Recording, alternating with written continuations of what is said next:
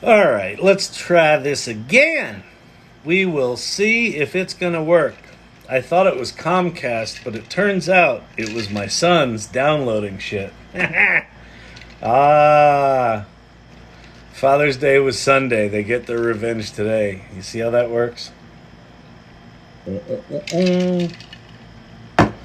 Hey, everybody. Do me a favor as you join here, tap the screen, the like screen. That'll let people know we're here. Or you can share the live. That would help also.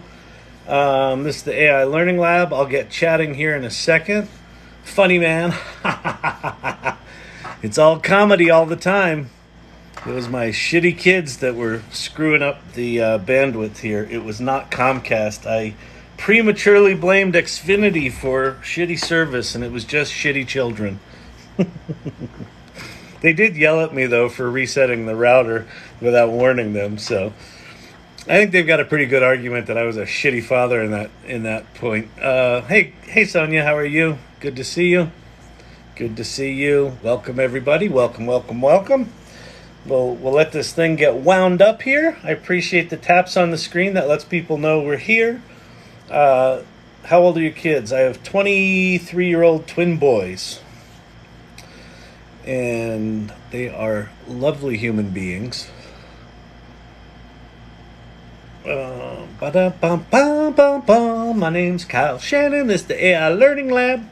If you are new to generative AI, go here. That's chat.openai.com. Just point your browser there. That's ChatGPT. If you've not played with it yet, go play with it. Go start playing while I ramble on.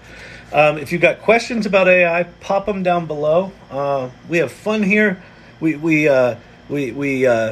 dig in deep into the philosophy of this AI stuff, the future of it, the glory of it, the crap that doesn't work of it, which is a lot. We talk about it hallucinating. I like to call ChatGPT mansplaining as a service, because it will confidently answer you even if it's wrong.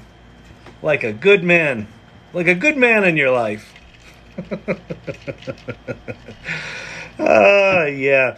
My background, I'm an entrepreneur. I've been on the planet for a while, as evidenced by this.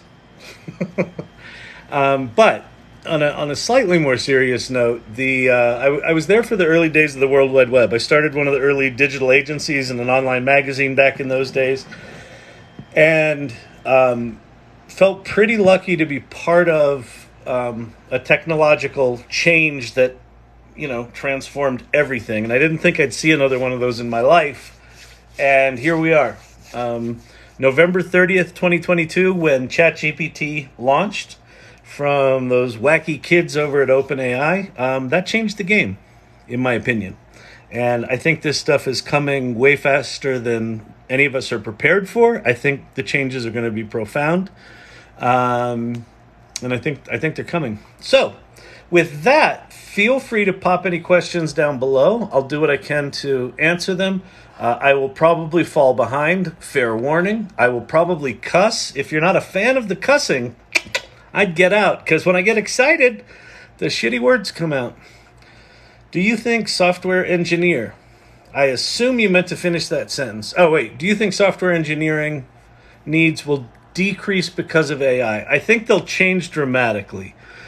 I think that we're still going to need software engineers. There's going to be a lot more software written, but it's probably going to look more like managing AI systems and being more like a product person than actually doing the individual coding. I think some amount of coding will get done, but it'll probably be more like, connecting modules together and things like that, because the generative AI tools are going to do a lot of the base work, right? So if you're an engineer and haven't used GitHub Copilot, the kind of pair programming tool within GitHub, I'd strongly encourage you to go do that.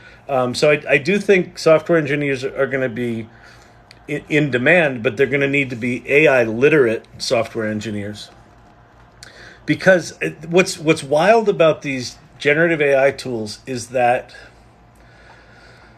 So for like, how long have I been dealing with software? Since probably, I don't know, late 70s, early 80s in some form or another.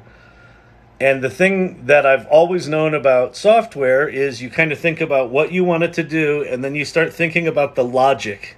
And how do we, what are the data elements that we need to code, and how do we code them, and what's the logic for how we glue them all together? Generative AI just does all that. Like all the logic thinking, it's really good at. You can just ask it to do shit, it will figure out the form.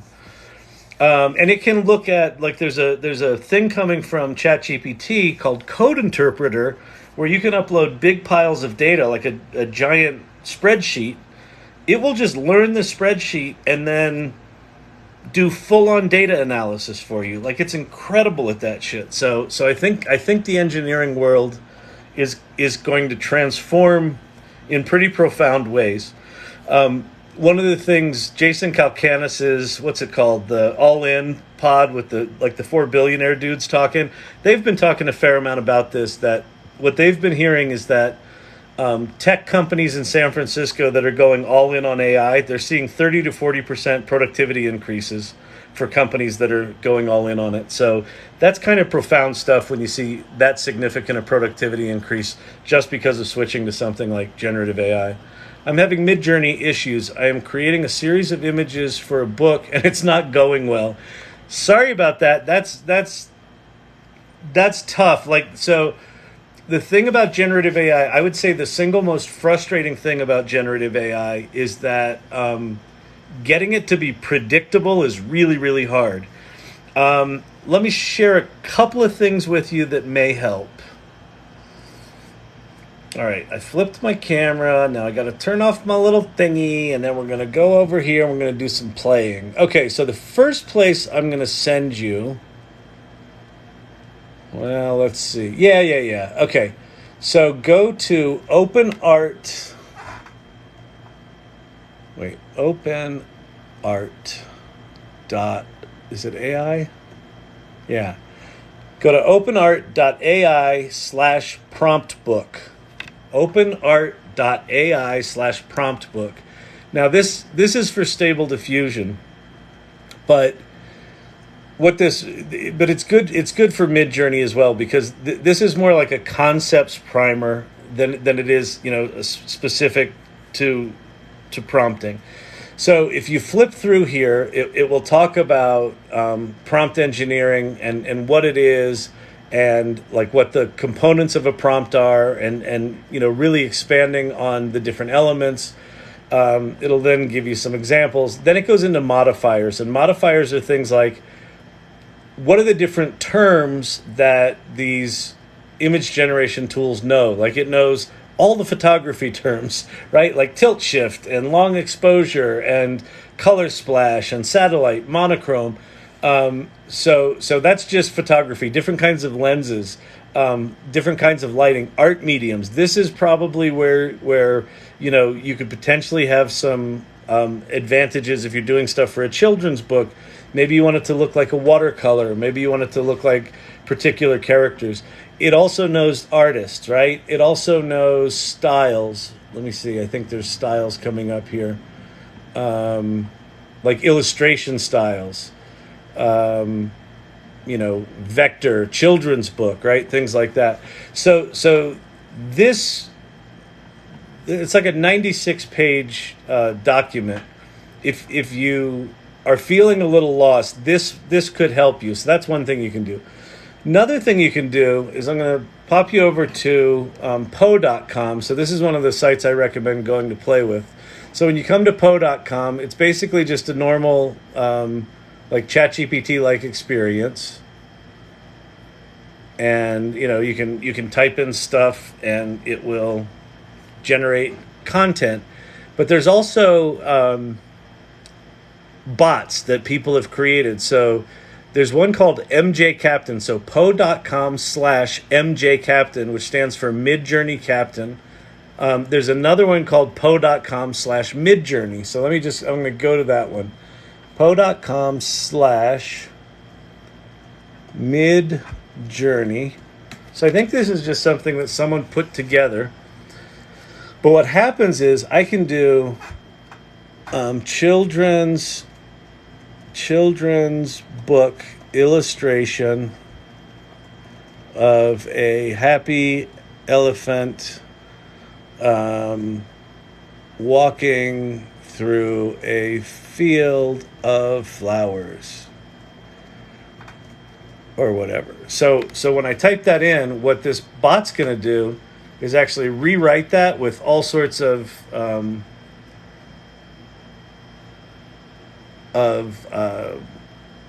what it was, like embellishments and things like that. Now this did it as a color photograph. I'm going to say, I don't want a photo. I want a watercolor illustration. Let's see if it does better. Okay. I apologize for misunderstanding. Here's the prompt. Watercolor illustration of a happy elephant walking through a field of flowers. The elephant is depicted with a big smile, rosy cheeks, as if enjoying the scenery, blah, blah, blah, blah, blah. Then it's weird. It put directors in here and it put some photographers in here. So I'm going to kill the photographers. But let's pop over to Midjourney. So if you haven't seen Midjourney, now you're in for a treat. Okay, so to create a Midjourney image, you actually have to go to this thing called Discord. If you don't know what Discord is, it's basically kind of like Slack, but for geeks. These things down the left are different servers, so think different communities. I'm now in the AI Salon community, so this is the AI Salon that I started. And we have a Midjourney channel, so here's one of the channels. These things here are channels, so different conversations, basically.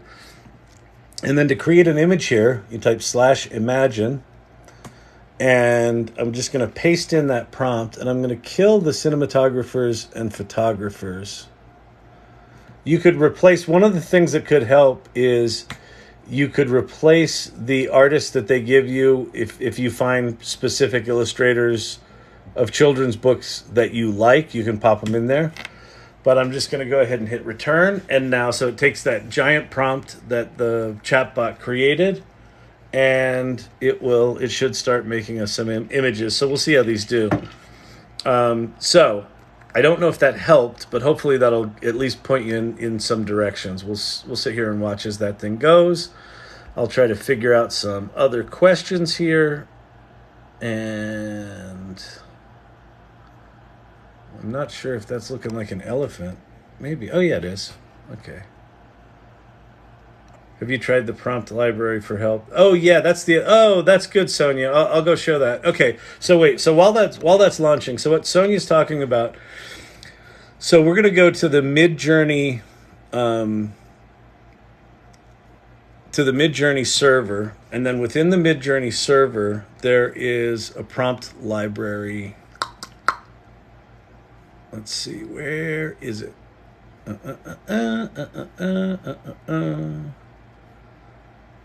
Is it in here?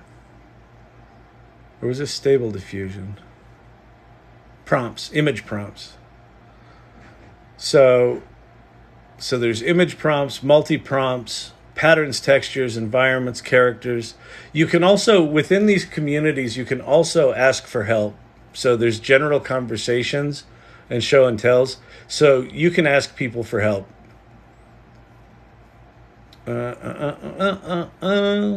There's lots of places to do things. See, these are voice conversations going on.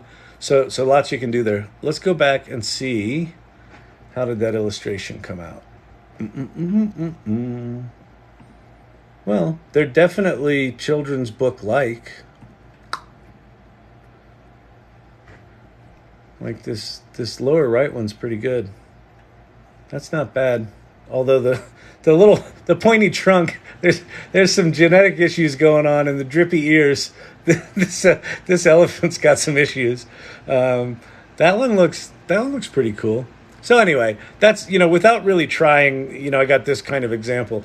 Now, if the challenge that you're having is getting consistent characters across different renders, then you're going to need to do some things like use the blend tool within Midjourney, or upload an image and then create other images based on that image. So that might be a way that you need to go as well. So, hopefully that helped. Let me get my little background up here. Looks like we have a few folks here. Welcome, everybody. My name is Kyle Shannon. This is the AI Learning Lab. If you have questions about AI, pop them down below. I think coding is going to be needed more than ever. I think that's right. I think how coding gets done is going to change, though. So again, I go back to, I think we need engineers, but we definitely need engineers who are generative AI literate, because how you think about programming logic really does change with generative AI. Midjourney is ignoring my prompts now. That stinks. Assume the worst, hope for the best, prepare for everything. I think that's right in general. I was able to get 20 images, then it just stopped giving me back what I'm asking for. That's weird. And you're in the official Midjourney Discord doing that? I would go ask questions, and I would share your prompt with people. There might be something. So let me show you one other thing. You could have inadvertently, hang on. You could have inadvertently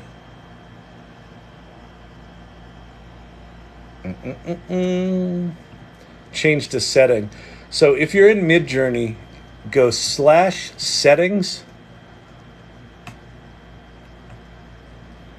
and then you'll see all of these settings. So you've got Midjourney 1, 2, 3, 4, 5, and 5.1.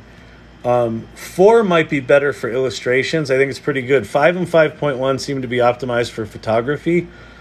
I would play around with different versions. Try version 4. Niji is a very specific Japanese illustration style, but that could be something to play with. And then you've got this stylized low, medium, and high, and very high. There might be something there. So I would say go check your settings, and also look at all of the different options that you can use, aspect ratio, things like that. So yeah, it's really frustrating when you get these tools not doing what you want them to do. It's maddening, because when you get it right, you're like, oh, I'm a genius. And then all of a sudden it's like nothing's working. It's really frustrating. So I feel for you there, brother. All right. And it looks like you're helping. Midjourney's giving me back weird images that don't match my prompt at all. That's very strange. I'm even using image uploads. Yeah, that's weird. There must be something weird. And I would say, if you haven't done it, start your prompt from scratch as well. Like retype it. Maybe there's some weird character that you keep copying and pasting a weird character and it's just freaking it out.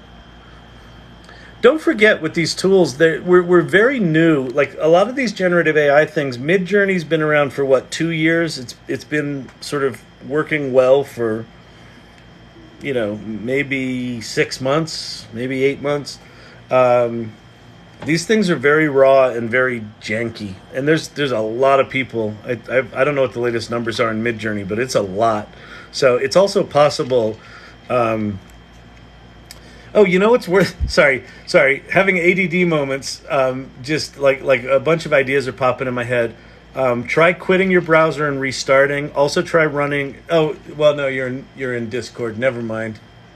Strike that. I'm wondering if there's a way you can reset the cache in Discord. Quit Discord and restart it. That could help. Maybe you've got some weird cache shit going on. I don't know. Strange. Okay. Adding you on Discord. What practical uses have you found for ChatGPT? Lots and lots of them. So I've created a number of content generators. Oh, it looks like we've got a bunch of new people here. Hey, everybody. My name's Kyle Shannon. This is the AI Learning Lab. These URLs behind my head, I'll sort of scooch out of the way here. These are here just kind of as a public service for the community. Chat.openai.com, that's the official ChatGPT website. So if you haven't played with it, go start playing with it. Just go do it now. Trust me. Bing.com is also ChatGPT. It's GPT-4. But it's connected to the internet. So when you go to Bing.com, it'll look like a Google search, but it's Microsoft search. Click on the chat button, and thank you for that. That's a lovely, what is that, a swan? Origami swan. But Bing.com is GPT-4 connected to the internet for free. And then Poe.com is another ChatGPT tool that'll let you play with 6 different models, ChatGPT-like models. Prompts.chat will teach you about prompting, and Futurepedia is a big directory of tools. So that's what all that stuff is. I'm an entrepreneur, is my background. I like geeking out on this generative AI stuff. We'll answer questions. We'll do what I can. So what practical uses have I found for ChatGPT? Anything related to writing, it's incredibly good at. So that might be things like maybe you want to come up with a marketing plan for your business. Maybe you have a marketing plan and you need some ideas for copy for a particular campaign. Maybe you need creative briefs, to come up with ideas for the campaign. It's really good at coding. So if you're doing anything code, you can copy and paste code in it. It can debug it for you, figure out what's wrong with it. It can document code.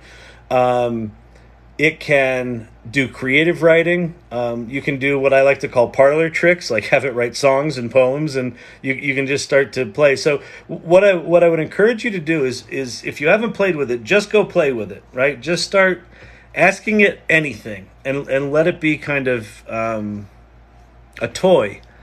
And then what I would do is how I get to practical uses is rather than sitting in front of the tool that can essentially do anything and say, well, what could I use this for? Flip it around, and I would say look in your life, either professional or personal, where you've got a specific problem you want to solve. Like maybe you want to get in shape. And you could say, hey, I want to see if ChatGPT can help me come up with a meal plan for the week that helps me eat healthier. Yes, it can. It could come up with an exercise routine. You can tell it, where are you? I haven't worked out in a while. I'm just getting started again. I need something easy to be an on-ramp to getting back in shape. It'll give you a whole plan for that. Just start playing and start taking specific problems in your life and using it to solve them. And you'll get to practical uses really, really quickly. Control F to search for library. Looks like you're helping each other. That's cool. What do I think do you think quantum computers will be integrated with advanced AI to speed up data processing? I assume so. The stat that I heard about quantum computers is that they're doubling their number of qubits every year now, and when they add a qubit, it's an exponential increase in power or some crazy shit like that. So I know that they just created a 500 qubit chip. Someone did. So those things are pretty powerful. I don't know how far they are from viable commercial applications, right? Like I don't know where in their continuum they are, but I assume it's going to do things like dramatically speed up the training side of AI. It might not be so much on the real-time side. My guess would be it's on the training side, but you can probably train these large language models much more quickly, much more at a far greater scale, and potentially using completely new models that will make the current transformer model look like child's play. I don't know enough about the world of quantum computing other than it's weird as fuck and as powerful as it's just nuts powerful, but I think it's all still research right now, but I don't know. But basically, what Sam Altman said is that the more compute power, the more data and the more compute power you throw at these things, the better they get. So it will be interesting to see. How do I search specific bots on Poe? Let's go look at that. So we'll pop over to Poe.com. What did I do? What did I do? Oh, wrong window. Okay, so here we are at Poe.com. So you've got your ChatGPT models at the top, and then you have bots below that. There's this Explore Bots button. So if you hit Explore Bots, now I can go over here, and do they have a search button? Tell me they don't have a search. They may not have a search. So you can look for history bots, new bots, advice bots, game bots, travel bots, music bots. But it does not look like they have search, which AI bots, professional programming bots. Oh, that's cool. HTML machine. Let's go play with that one. Make me a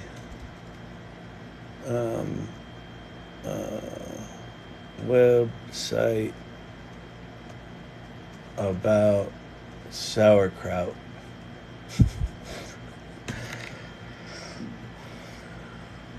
There you go. Da, da, da. To test it, can you write the HTML for me? Sure. There's your HTML. It doesn't look like you can search for the bots, which is weird. Explore bots. You can create a bot. Create a bot's fun. It's really easy to make your own. Go to create a bot. I've done a bunch of those. The fact that they don't have a search engine is almost as unforgivable as the fact that OpenAI doesn't have a search for your chat history, which is just maddening. But, you know, what are you going to do? We're early. If you want to play with these, if you want to play with the most powerful technology in the history of mankind, you know, you're gonna have to suck it up and recognize that we're early and this stuff kind of sucks right now. All right. Do you think quantum computers answered that? Today I used Bing, thanks to you. Cool. How did it go? Was it good? Anything interesting? Could you explain exactly what a bot is? Yeah, so this is... I hate the term because people have been talking about AI bots for like a decade and they've sucked. So historically what a bot is it's basically just a giant logic tree where you kind of you create a giant tree of, if the person says this, then answer this, and if they say that, then answer that. And then they got a little bit smarter where you didn't have to ask it exactly, but they've just been shitty for decades. ChatGPT is a bot in a sense, and basically the bot is you type something in and it responds with something, right? That's it at its most basic. It kind of looks like a chat, like you're having, you know, like a chat conversation on your phone, but you're interacting with a machine. Historically, like the chatbots that you see on customer support sites, those are those hand-programmed, you know, trees, and they suck because you can't possibly anticipate all of the different things someone might ask, and so, you know, invariably you're the one that types in something that the bot doesn't understand, and it just either doesn't answer you or it gives you the wrong answer. So what happens with these large language models is you're giving it a specific prompt to behave in a certain way. It's at the base sitting underneath it is this thing called the large language model. It's basically this thing's been trained on all of the internet, so it kind of knows all of the internet. So why ChatGPT is so powerful is that it's been trained on so much data. I'm gonna go play and show you some things here. Wait, hold, please, hold. Wait for it. Wait. Carry on, people. Carry on. Rather. Cheerio. Pip pip. Okay. So in a typical chatbot, let's go look at one of the Poe chatbots. So I'll go to one that I created. Let's see, let's do a fun one. Shakespeare's an obvious one. So, because Shakespeare replies in iambic pentameter. Come on. What's going on? Okay. So this is, if you go to poe.com/IamShakespeare, I can type in, tell me about the smell of wild flowers in the springtime. Springtime. And so, you know, I typed that, it responded. And in this case, it responded like Shakespeare would. The springtime yields a soothing sight indeed when Wealth of wildflowers fair in meadows spread, with hues of red and blue and gold they plead. Their sweetest scents aloft breezes shed. So in this case, the bot is very, very specific to answer like Shakespeare. You can also have one that writes mid-journey prompts or writes you HTML or answers in a specific way. But the generic ChatGPT, you can ask it almost anything. So you can just say, explain quantum mechanics as if I were 5 and use candy as the metaphor.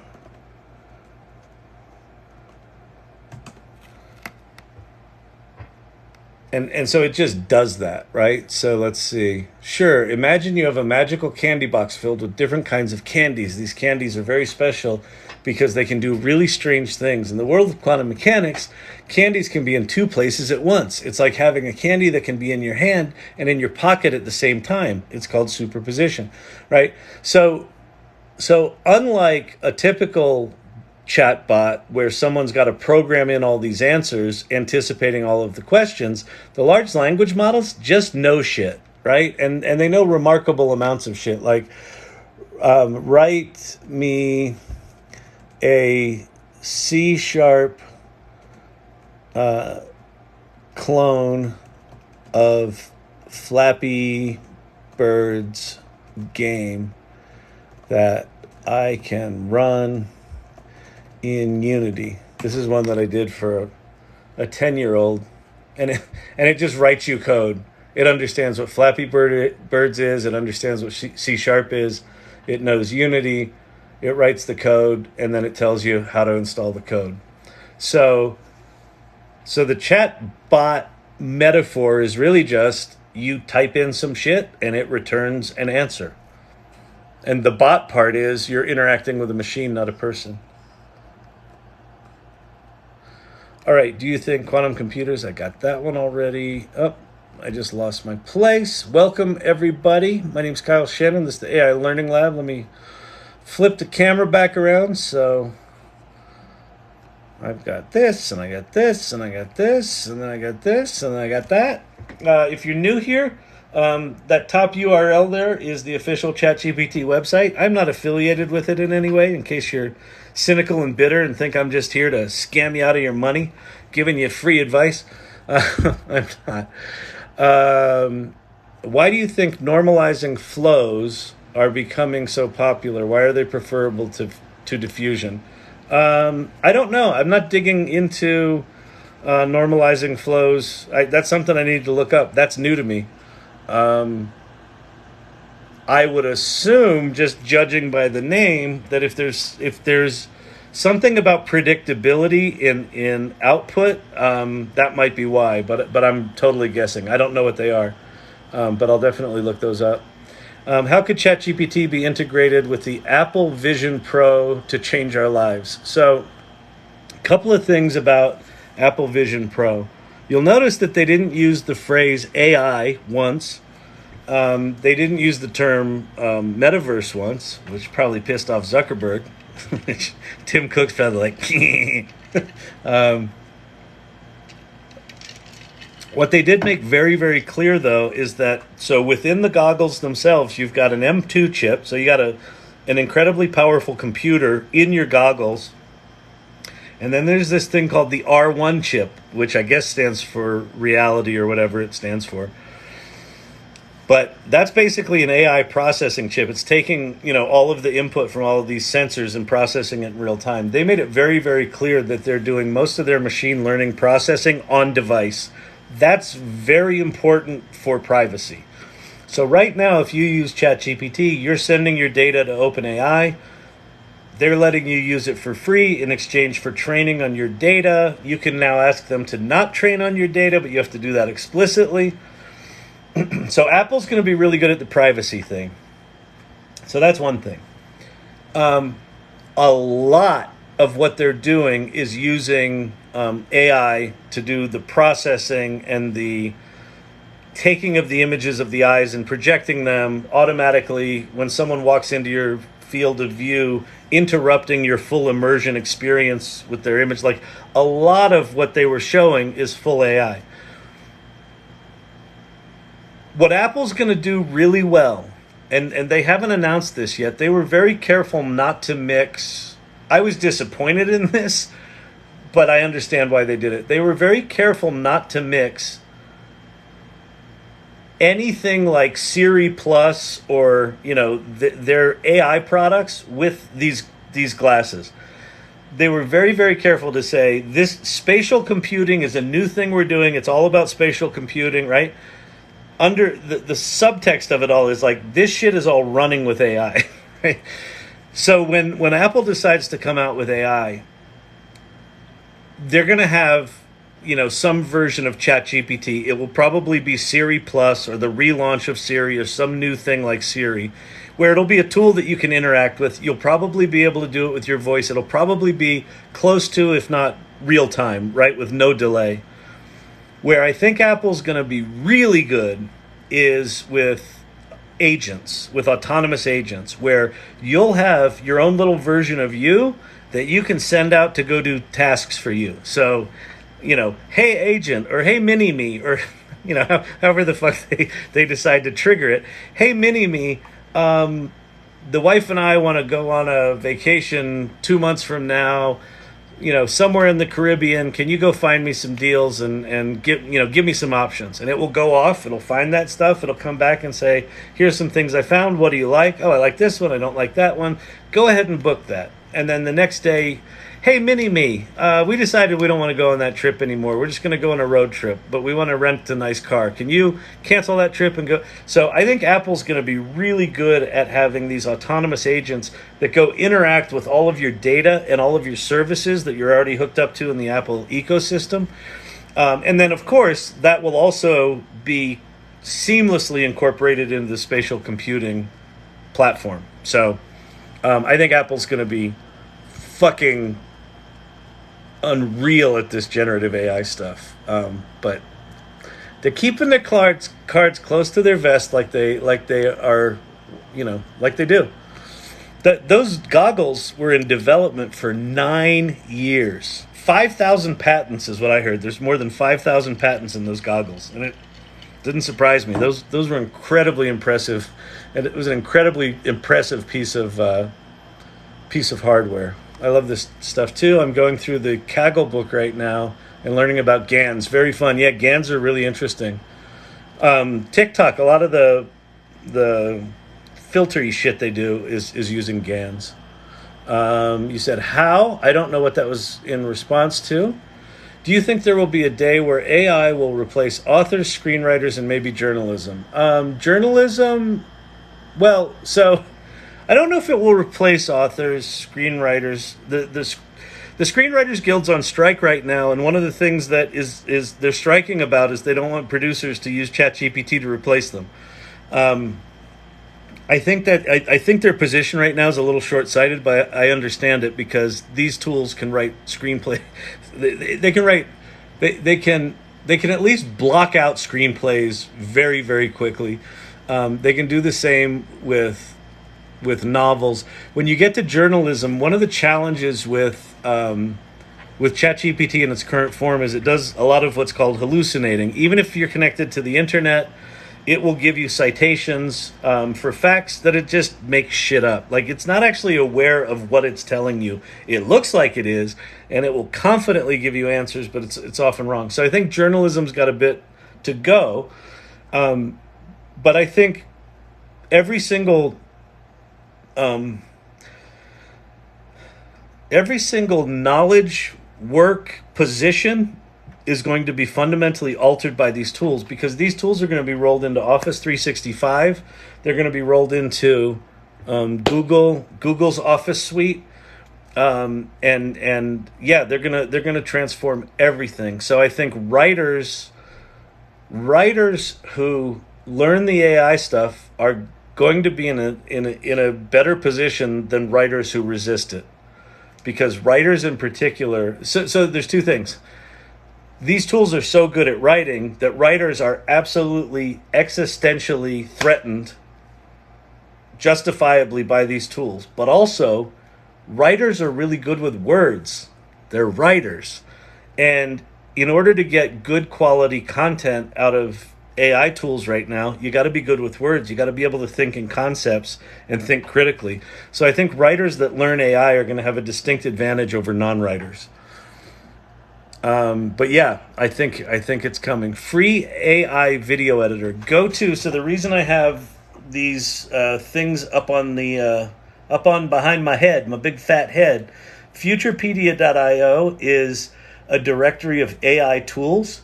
There's hundreds, probably thousands in there at this point. So just go into the video section there and start learning. I stopped following all the tactical execution tools because there's just too many. I mean, it's like 5 or 6 tools a day. It's impossible to keep up with this shit. Like it's enough to just keep up with what's going on with the core large language model stuff, which is a lot. That's a lot. Much less all the tools that are being built on top of this shit. All right. I mean, I already had AI generate the next book in the Game of Thrones series. Yeah, exactly. Well, and here, I'll show you a cool thing. If you haven't seen this, this is pretty trippy. So if you go to Poe.com, where are we here? Okay. So you've got Sage, ChatGPT or GPT-4, Claude Plus, Claude Instant 100K, Claude Instant, and ChatGPT. All of these are ChatGPT models. The 3 that say subscribed, you have to pay for, right? So this one isn't free. But if you pay the subscription for Poe, and again, I'm not affiliated. I don't give a shit if you do it or not. But you get access to this thing called Claude Instant 100K. 100K means you can paste in up to 75,000 words into the prompt, and it won't break. ChatGPT, by comparison, does about 3,000 words, and they're upping that to, I think, 12,000 words here shortly, but right now it does 3,000 words. So this is 75,000 words you can pop in the prompt. So you could take the manuscript of a novel, paste the whole thing in there, and go, write me the first chapter of the sequel, or give me 3 mini outlines of possible sequel plot lines. And it'll give you that.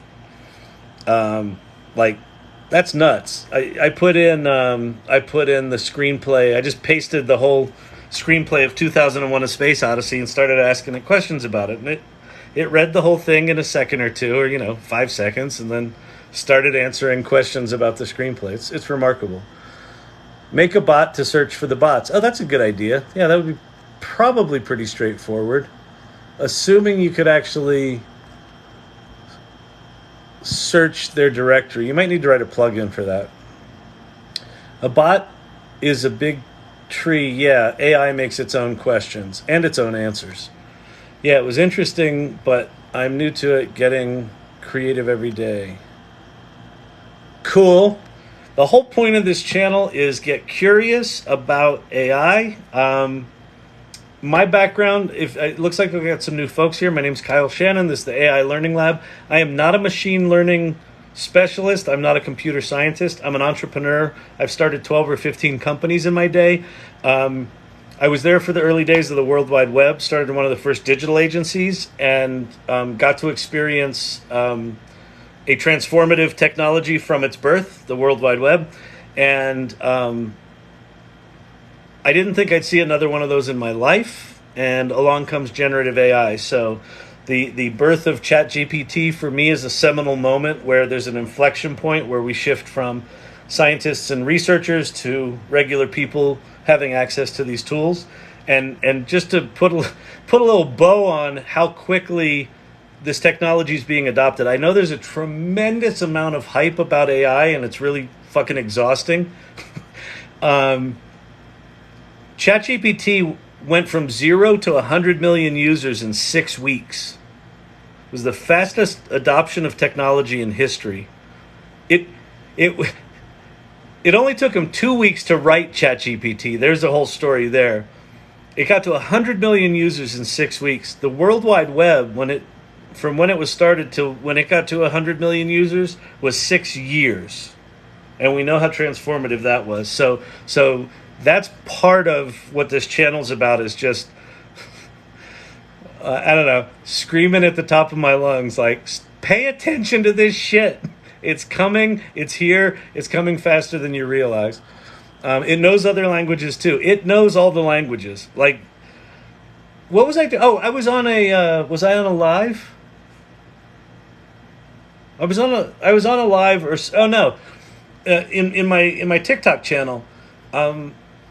In a number of my videos, people are putting comments in their languages. And so what I'm doing is I go in, I copy it out, I paste it into ChatGPT. I say, first tell me what language this is, and then, put it in English, and it writes it in English. And then I say, respond here. And I give them my response, and I say, translate it back. And then I copy and paste that back. So, the language translation stuff is mind-blowing. It's very, very good at that. Someone asked who would win Call of Duty tournament over the weekend, and it predicted it correctly. Yeah, if it's got the right data, like one of the things, I assume they popped a bunch of data in there, and based on that data, it did some analysis. It's really good at analyzing data. So one thing, here's a trick if you haven't played with ChatGPT. If you give it a very generic answer, if you give it a very generic prompt question, it's going to give you a very, very generic answer. And so a lot of people get turned off with ChatGPT because they're like, oh, it gave me, like, what it wrote was boring. It wasn't all that interesting. Give it an example and it mimics really well. So if you've got, like, the opening to a novel that you wrote, or a song that you wrote, or a business email that you wrote, that you've got your own particular voice, you can say, based on this email, shift return to do a line break, paste your email in, and then say, write me a new email to this person talking about this subject, using that as an example, and just watch what it does. The shit's amazing. It really is amazing. All right. Does it work in other languages too? It does. They understand context. They understand context is the big thing. I don't know what that's in reference to, but context is really important. So context is basically, here's the thing with context.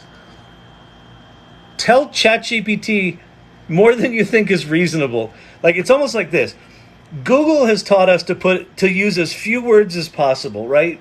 Make your prompt for Google as concise as possible, and then they'll figure it out from there. ChatGPT is kind of the opposite. If you give it a shitty little concise prompt, it'll just give you generic shit answers. But if you think of it more like a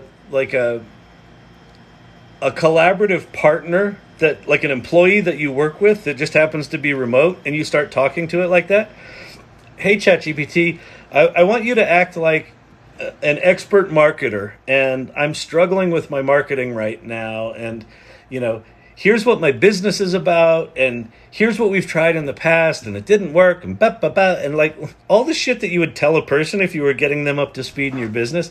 Tell it that, and then say, can you help me come up with some ideas? I want to brainstorm ideas for, how we can do something different than we've done before that you think will work based on what you know. And it will start interacting with you just on a whole different level. So that context is super, super important. Okay, if you've got questions about AI, pop them in the comments below. I am painfully behind on questions, but I do try to answer them all, so I'll get to it eventually, or not. All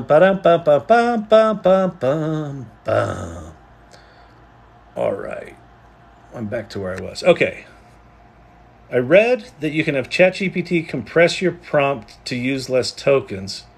Can you show an example? Yeah, I haven't really done that. I'm trying to think of a good example that would make sense.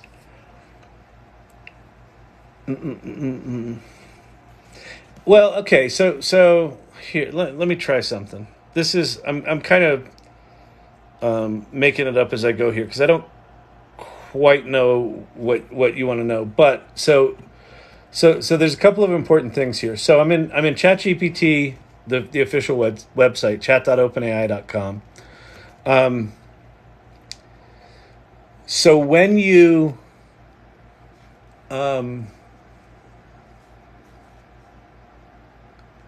ChatGPT has what's called a context window of 4,000 tokens. And the context window, think of it kind of like this sliding window that the older stuff in that window sort of drops off the top, like it'll forget stuff at the top. So if you, and it translates to about 3,000 words. So if I put in like 2,500 words here and then I start having a conversation with it, it will start to forget stuff at the beginning of the conversation. So you can tighten things up. So here's an example that I just thought of that might give you an idea of how you could use this. So I'm going to I went to this is my LinkedIn profile. So I'm going to my LinkedIn profile and I'm going to literally just copy, whatever I can see here. There's not a ton of stuff here, but I'm just going to copy that. I'm going to go back to ChatGPT and then I'm going to say, here's a LinkedIn profile, and I'm going to hit shift return to make some line breaks. I'm just pasting in all my crap. And then I'm going to say, please consolidate the relevant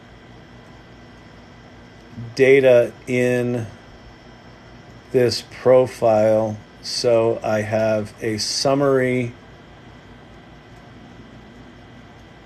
of this person's experience in as few tokens as possible. And so it read all of that stuff, and then it basically wrote that small paragraph. So it took from all of this stuff, right, which is there's a lot of wasted bullshit in there, and it got rid of all that and then just consolidated it down into this little thing. So if I'm having a conversation going back and forth and back and forth and back and forth, and it starts to forget the things above, you could potentially go grab some of the things above that are relevant, tell it to compress it into a smaller chunk, and then kind of insert that later in the conversation so that it doesn't forget that history.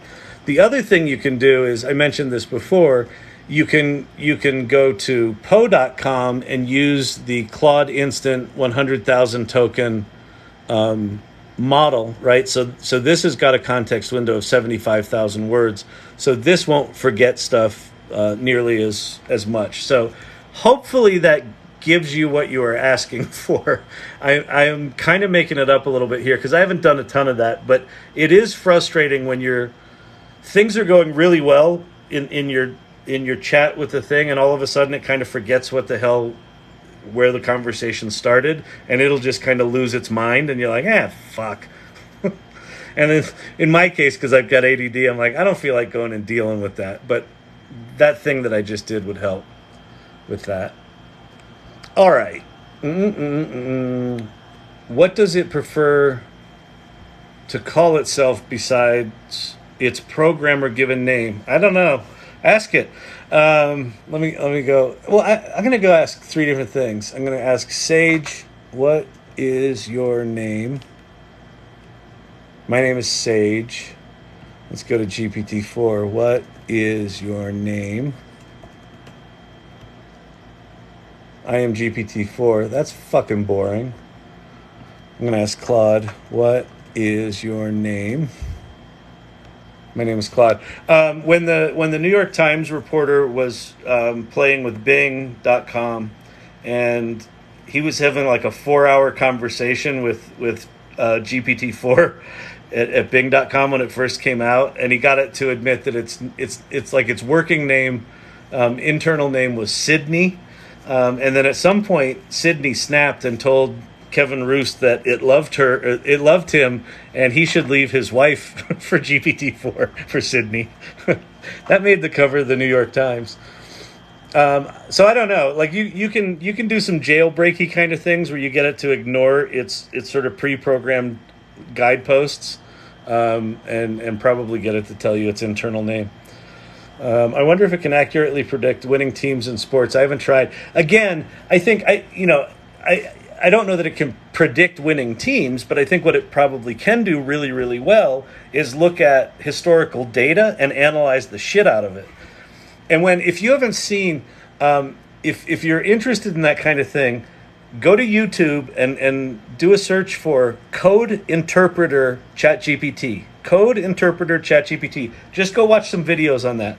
And watch some data analytics guys lose their fucking mind when they see what this thing does. And that's coming. It's out there. Some people have access to it now. I don't, and I'm bitter about it. But, what are you going to do? All right. Do you know about how to get started with OpenAI's Whisper API for text-to-speech? We've incorporated it in Storyvine, my company Storyvine. We use Whispers. We're not using the API. We're using like a local install of Whisper to do transcriptions of video. I will show you this. I'll show you how you can play with it. How you call it is, I'm sure it's in the documentation. But so instead of going to ChatGPT, which is this thing, we're going to go to platform.openai.com/playground. And that will take us to the playground where developers can play with the GPT models. And so you can do chat interfaces, or you can do just normal sort of API calls and things like that. So basically this works the same way, like write me an Eminem, it's not spelled right, but whatever, poem about red wagons, and then hit return, and it will write. So this is where, like, if you're working with an API, this is where you sort of dial in your prompts. So in the upper right hand corner of this window, there's a little teeny tiny microphone, and that's access to Whisper. So if you click on that, it says upload audio from your computer. You can upload videos or audio, or you can just start recording, and it will automatically do the transcription for you. So if you go to the documentation, so now I'm in the documentation. Let's see. Speech to text overview. So here's your whole instructions for how to use Whisper AI in the documentation. So platform.openai.com/playground will get you to this place where you can play with it by clicking that little doohickey right there, and then go to documentation, and that will give you the documentation for the API. So hopefully that gives you the answer you need. I didn't implement that, our engineers did, so I don't have the specifics on exactly what to do, but that should at least get you pointed in the right direction. Why is it important to regulate AI? Do you think the government will enforce it? Well, so it's important to regulate it because this stuff's really powerful, and there are tools out there called autonomous agents. There's one called AutoGPT, and there's another one called Baby AGI. And what those things do is, rather than give it an explicit, like, write me a poem or write me a document, you give it a goal. And the goal could be, go find all the intelligence about my top 10 competitors, and it will start writing its own instructions for how to accomplish that goal. It'll say, okay, let's use Google and go find out who are the top 10 competitors of this company, and then let's go understand what they're trying to do strategically. And it literally starts writing its own prompts and triggering tools on my behalf, which is great if I ask it something non-nefarious. But what if I said, hey, go find all the vulnerabilities in computers running this version of Windows, exploit that vulnerability, and send me back links with access to all of those machines. That's the kind of thing where you can very quickly start to get into trouble. And there's just sort of piles and piles, layers and layers of places we can get in trouble.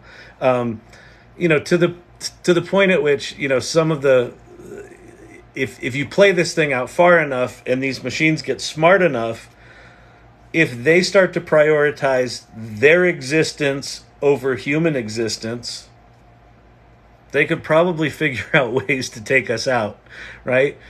So that's why you want government regulating it. Now, what's the problem? At least in America, our government doesn't know how fucking Wi-Fi works, much less how these tools work. So we need to very, very quickly get smart people in Washington. So Sam Altman from OpenAI has been pretty aggressive about saying you need to regulate us. Here's how to do it. Jeffrey Hinton, whose nickname is the Godfather of AI, he invented a lot of the early technology that is underpins all of what we do today.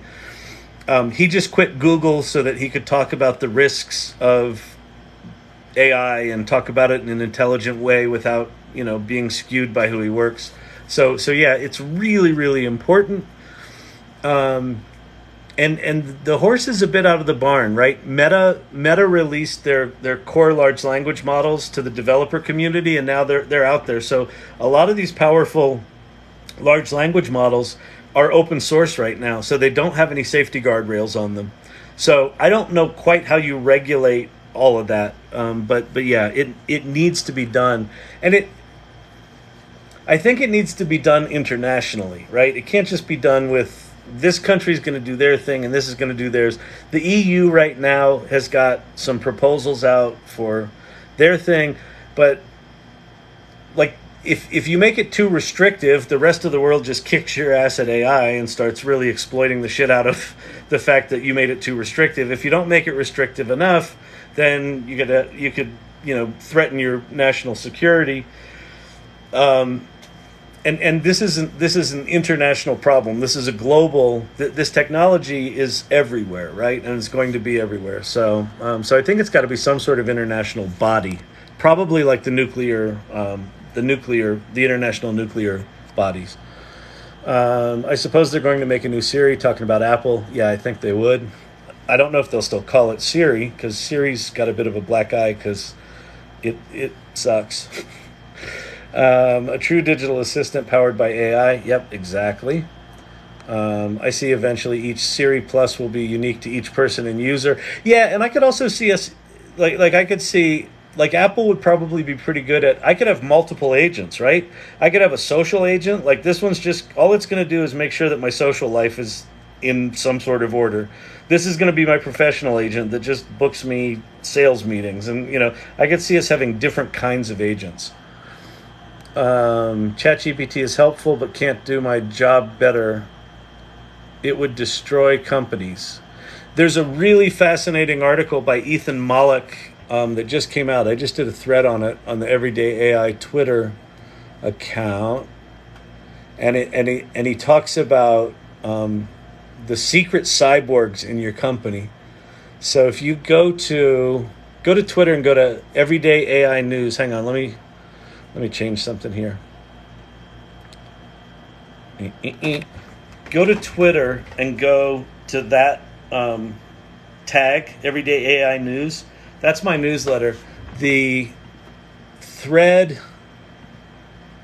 latest thread that we put out is on Ethan Mollick's article, and it's called Detecting the Secret Cyborgs. And what he's talking about is, within companies right now, individuals are using ChatGPT to do their job more efficiently, but the companies themselves, this stuff's too new and janky for the organization to use it, but the employees are afraid to talk about that they're using it. And so because they don't want to get fired, they still want, like if let's say you're a copywriter and you figured out how to make ChatGPT do your writing for you in like an hour when it used to take you 2 days. A lot of employees don't want their boss to know that, right? So there's already this gap forming where people are using and innovating with AI, but the companies aren't benefiting from it, right? Because they don't know about it. And so this whole article is about these secret cyborgs that are innovating within companies without benefiting the company. And so they're going to have to somehow bring those together. And the company's going to have to do shit like, it's okay to use AI. In fact, I want you to use AI, and I promise you I won't fire you if you are. Tell me what you're doing. I don't quite know what your job is, but I would push really hard on ChatGPT to see if you can get it to do your job as good as you can. Just because it's not doing it right now, that could be a prompting thing. So I would dig deeper on that, because I think every job is in some form of reimagining. Google is experimenting with emotional tonal response in responses with Google Home. I think that while the way these large language models work, they don't feel any of the feels. They're really good at communicating nuance and empathetic language, right? They're good at understanding that if someone's in pain, you talk to them different, and it's good at predicting how I should talk to someone. So if you put that into a system that has an emotional response layer built into it, I think that could be quite powerful. It's often wrong with regards to IT. Yeah, so ChatGPT gets shit wrong all the time. So here's the way I think about ChatGPT. It gets me to 80% like that. The last 20%'s up to me. Don't just assume. The other thing to think about with these large language models, don't think of it like a Google search. A Google search is like you put in one thing and you get back your answer and you're done. Unless you can't find your shit, and then you do it until you get it right. ChatGPT, don't think of it so much like that. If you give it a prompt and it gives you back something shitty, think of that as the beginning of a conversation, a collaborative conversation, where you get an answer back. If you don't like it, you say, hey, I don't like that. That was too generic, and and you missed this point, which I think is the most important point in the piece. Can you give me another version of it? Boom, it'll give you another version of it. So what I'm finding is that I'm actually going back and forth, a dozen, 24 times to get to a first draft, to get to an 80%. And then I kind of take it from there and dial it in and fix all the generic bullshit. And it gets hyperbolic sometimes, and it uses too many words sometimes. So don't set the expectation that it has to be perfect. Think of it more like, can this accelerate me from 0 to 80%? And the answer is yes. It can accelerate it like 100x faster. And then you can take the 2 hours you would have taken getting to 80% and just use that to polish it. So I'm finding the quality of my work is going up and the quantity of my work is going up. AI weather forecasters, those will be amazing. I know part of 364 Power Apps, but it's no more than a search result. Not right now. It's going to be way more than a search result. What is the Discord name? So Midjourney's got their own Discord. The Discord for the AI Salon this points to a link tree, which has got our meetup, when it shows when we meet. Our next meeting's tomorrow night, Tuesday. And then there's also the link to the Discord there. It's the AI Salon. AI can help pulling synonyms and rewriting boringly worded sentences. It can do that really, really well. Like really, really well. Like if you're like, give me 20 words that mean this, that start with S and don't have an E in them. Here's all the words, and you're like, oh yeah, I would have thought of those. It's like, holy shit. It's really good at that stuff. Is that a Long Island iced tea you're drinking? Don't you wish? It's an iced coffee. So it's a Denver iced coffee, but there's no booze in it.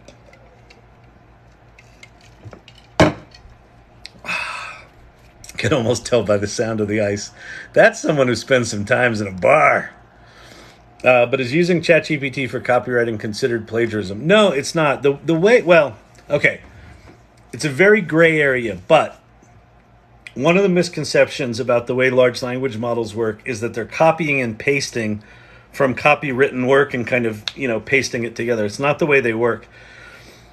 It's a very complicated mathematical formula. It's actually predicting word by word the next most probable word in your answer. So it's literally writing an original piece of content word by word based on, all the stuff it's trained on in response to your prompt. So if you write a really generic prompt, it makes it really generic because it's kind of sampling from everything. If you give it a really specific prompt with a lot of context, it'll kind of narrow the pool of things that it draws from. But you can do things like say, write in the style of Ernest Hemingway.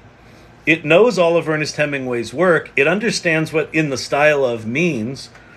And you can tell it to write something in the style of that person, and it will create an original piece of content that is not plagiarized. It's not copying and pasting, but it will have the tone and feel of Hemingway. So that's where it can get confusing, because if you get it close enough to his stuff, it might, put a quote in there that's actually from something, right? So the whole copyright thing, like what these things are trained on, is probably the next 20 years of our existence are going to be nothing but lawsuits and counter lawsuits about who owes money to who. So I'm just trying to ignore that right now. On the image front, if you work for a big company, use Adobe Firefly and generative AI over Midjourney and Stable Diffusion for this very reason. Midjourney and Stable Diffusion are already being sued, like big lawsuits. Adobe has trained their image generation tools on public domain and Adobe stock images they own all the rights to, so they're safe for commercial use. So that's a little tip. With the large language models, it's not nearly as clear. What happens if you put the Bible in? It knows the Bible. It probably knows all of the versions of the Bible. It probably knows all of the books that were not included in the Bible and when they were included and not included and who did it. Like, just go play. Go tell ChatGPT to act like a biblical scholar and have fun, dig deep, and I bet you there's some good stuff going on there.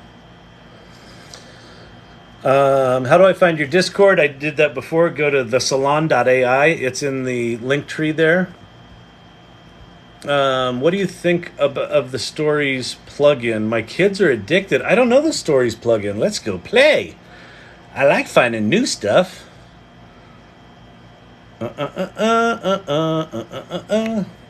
Here we come to save the day. Stories. I have not heard of Stories. The other thing about plugins is they don't always like I'll see plugins on Twitter. They're like, go play with this plugin, and then I can't find it. So, stories. Create beautiful illustrated stories easily.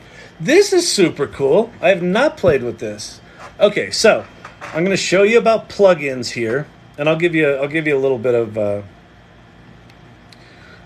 of primer. Okay, so if you come to ChatGPT, chat.openai.com, if you pay the $20 a month, that gives you Plus, the little yellow flag here. And with Plus, you get access to GPT-4, default, connected to the internet, and plugins. Now, if you've paid your $20 and you only see GPT-4 default, you don't see these other things, that's because you have to enable those things. So if you go to your settings, in your settings, there's an area called beta features. You have to turn on browse with Bing and plugins, and there will be other things coming soon like code interpreter, which I want. I want this to say code interpreter, but it's not there right now.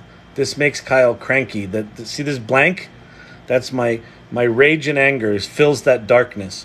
Okay, so you turn on the beta features, and then that allows you to access ChatGPT connected to the internet and plugins. Now, how plugins work is you've got this plugin store that I was just in, so you install the plugins that you like, and then in any given chat session, you can activate or you can enable up to 3 plugins. So I've got Ask Your PDF, and I've got Web Pilot enabled. I'm going to turn those off. And now we've just got stories done. So create beautiful illustrated stories easily. This is cool. Okay. So the way plugins work, it's just this normal chatbot interface. So I'm going to say, write me a story about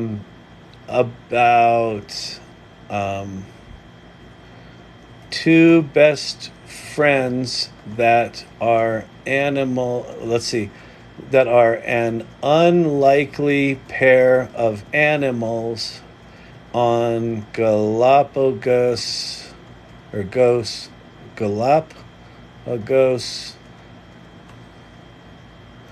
Island during the time of Darwin. And so now it should fire off the plugin. So it did. And then when these plugins go, sorry, I'm trying to get it to focus. Focus! Come on, you dang dummy. So let's see what it did. You can open up this thing. So it went out, it did something, and then it gave us a URL. So it said, here's the story generated on your prompt. The odd couple of Galapagos Island. When a finch and a tortoise become best friends, they set out on an adventure. The direct URL, the odd couple of Galapagos Island, storybird.ai. And there's two little animals. Oh, this is super cool. Oh, look at that. That's so cool. It's the tortoise is on wheels and the little bird's on top of him. Hey, let's go back. Let's read this. Once upon a time on Galapagos Islands, during the time of Charles Darwin, there were two. This is super cool. So there's something really neat going on here that is not super obvious. So all of these plugins are basically just kind of fancy little hooks back to existing websites in the world, right? So Diagram is a diagramming website. Earth does some geography stuff. Experiences is a travel thing. Get Your Guide is a travel thing. Kayak, Instacart, right? So what the plugins are doing is they're allowing you to put this large language model layer on top of it. So this kids book one, I assume that this website, you can make these stories anyway, right? If I go to create, oh, see, they've rolled the large language model on top of here. That's really cool. And there's their plugin. So they're teaching you how to use it. Oh, this looks like it's new. This is super cool. And there's a library of all the stuff that they're doing.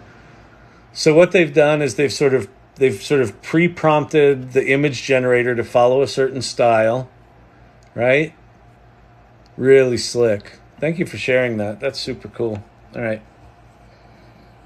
I'm telling you, man, daily my mind is just like daily. It's just nuts. It's nuts, I tell you. It's just crazy. It's crazy. What do you... my kids are addicted. Okay, that was super cool. Thank you for sharing that. Who shared that? Steve. That was awesome. All right. What if years later we figure out that Kyle was a bot the whole time? It turns out he was ChatGPT 5.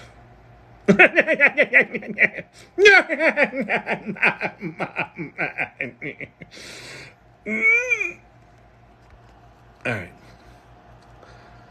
GPT went to the moon. GPT seems better at translation, as you can ask for literal, creative, or causal translations as well. Yeah, there's something about giving GPT lots of context, like give it a spreadsheet, give it a screenplay, give it some piece of writing. One of the things I've been doing is, as I'm doing more of this AI stuff, I'm getting invited to do speaking gigs. And like when I first started getting invited to do gigs, they're like, "Hey, can you send me your AI profile?" Like, I'm like, I don't have an AI profile, but I've got a LinkedIn profile. So what I would do is I just copy my LinkedIn profile, copy a bunch of previous profiles that I had. Thanks for the heart, very nice. And then I just sort of pop them all into ChatGPT, and I'd say, based on that LinkedIn profile and those other profiles, write me a new profile that includes all my AI shit in it. And just out it comes. It's really good at that. Really good at that. Oh, shit. TikTok just dumped me to the bottom of the comments. I just lost my place in the questions. Hold, please. Old man trying to find tiny text on TikTok. Go have your Long Island iced tea. Looks like we have some new people here. Hold, please. My name is Kyle Shannon. This is the AI Learning Lab. Welcome, welcome, welcome. If you haven't played with ChatGPT, that's what that URL is right there, chat.openai.com. That's the official website. Go there and start playing. Just do it. Trust me. It'll be fun. Ask it anything. Try to stump it. Yeah, go play trivia with it. Tell it you want to play Trivial Pursuit and have it ask you a bunch of questions. Bing.com is Microsoft's search engine, but if you click on the chat button, that's also ChatGPT. It's GPT-4. And then Poe.com is another place where you can play with 6 different chat engines. All of them are basically just different ways to play with ChatGPT that I think are worth playing with. I'm not affiliated with any of those. If you have questions about AI, pop them into the comments below. I'm very behind on my questions, and TikTok just lost my place, so I'm trying to figure out where I was. Okay, I found out where I was. Okay, here we go. So, do you think ChatGPT can or will be able to reason within the next 1 to 5 years? 5 years, certainly. 1 year, probably not. So what's interesting about GPT-4 right now is it's good enough that depending on the thing that you ask it, it seems like it's reasoning. But when you actually understand how this shit actually works, it's not. It's just a probability engine. It's just literally like vomiting out words. It's got no awareness of the words it's vomiting out. I know that there are companies working on that right now, that it actually has an understanding of what it's vomiting out. And Anthropic in particular, they've got this thing called the constitutional learning model. So they're very much about alignment and the tool getting better and better at understanding what it's putting out there and keeping it in line with a set of rules that they set, right? Or that maybe you set.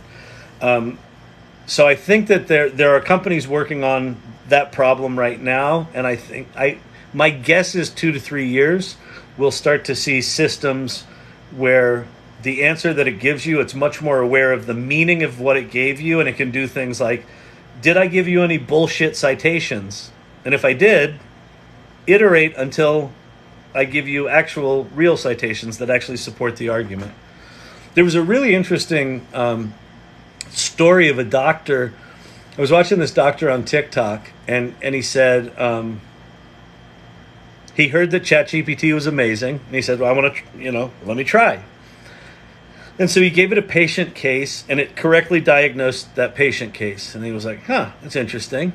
And then he gave it a hard patient case, and it correctly diagnosed that patient case. And he was like, shit. And then he gave it the hardest case that he had ever had, and it correctly diagnosed that patient. It was a really obscure set of, right? And it correctly diagnosed that. And he goes, this is fucking amazing. He asked ChatGPT, give me the cite the cases that led you to that diagnosis. And it wrote a bunch of cases, and they were all bullshit. They were all made up. So it actually doesn't, it can do things remarkably well, but then it might not know how it did it or how it got there. It will confidently look like it's doing that, but so it's wild.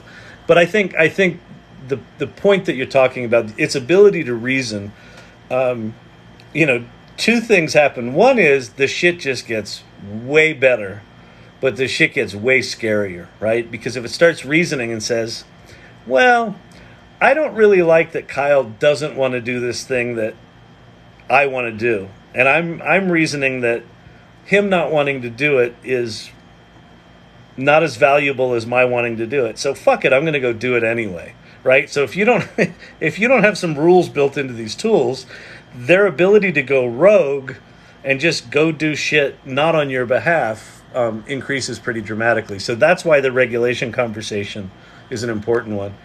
I like talking to ChatGPT in email form sometimes. Yeah.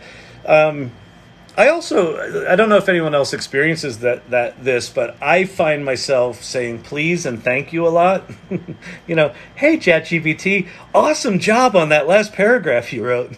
Could you do me a sweet little favor and polish it up a bit? Because there's something about the nature of how it was programmed where it wants to please you. It feels like a human interaction. It feels very much like I'm interacting with a coworker. So anyway, yeah. So if you've got questions about AI, pop them down below. I'm happy to answer questions about whatever, my background or what I do, or I'll just keep answering them, do what I can. I'm going to probably put in another, 15, 20 minutes, half an hour, something like that. I've been at it for 90 minutes now. So I'm getting a little crispy, but that's why I'm here. All right. Just want to say thanks, reinforcing the details and how to use the digital dishwasher to your... I don't know what that is. What is your Discord that you showed before? So my Discord is part of the AI Salon. So if you go to the salon.ai, that's a link tree that goes to my the salon. We meet bi-weekly in person. We do it virtually and in person here in Denver. And then we've got the Discord where you can go geek out and play with Midjourney and ask questions and hang out in the community.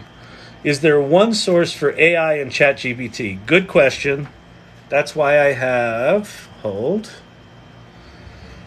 these things up here. So there's not one source. There are a lot of scam apps that are out there to steal your fucking money. And that's why I put this here. So chat.openai.com, that's the official website of ChatGPT.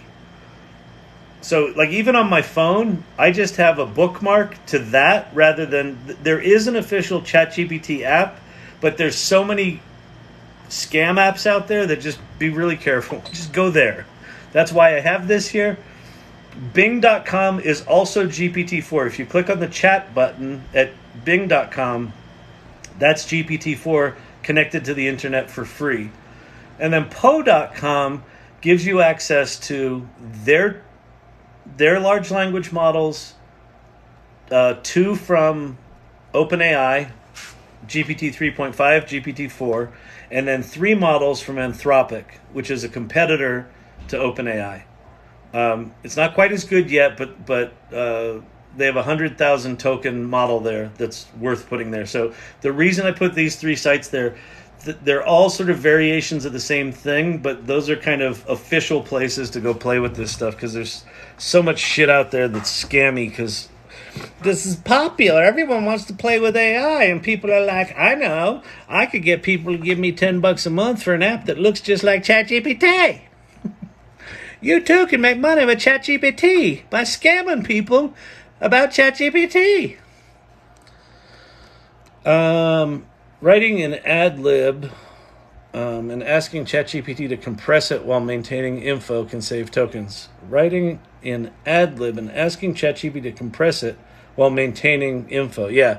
So if you've got really long stuff that you want to chat against, tell ChatGPT to compress it, and it will extend the length of your conversation before it goes off the rails. What's the best paid app to download for the phone? So, okay. So this is an important one just because the phone thing it's essentially impossible to find the official ChatGPT app in the App Store. It's not, but there's so many scams that it's really dangerous. So here's what I would do.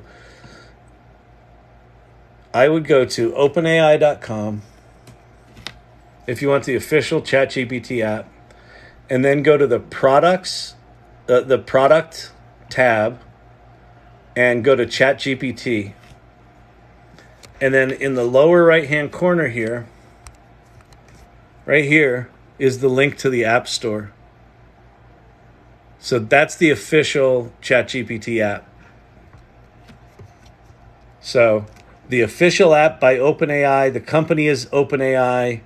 That's what the logo looks like. Like here, let's go. I'm going to go ChatGPT. Look at all these things. See how they've all copied the logo? Genie, chat with Ask, AI chat, AI chat. See, they're all genius AI chatbot. So all of this stuff is crap. Now, here's Bing. So Bing is another app that you could use.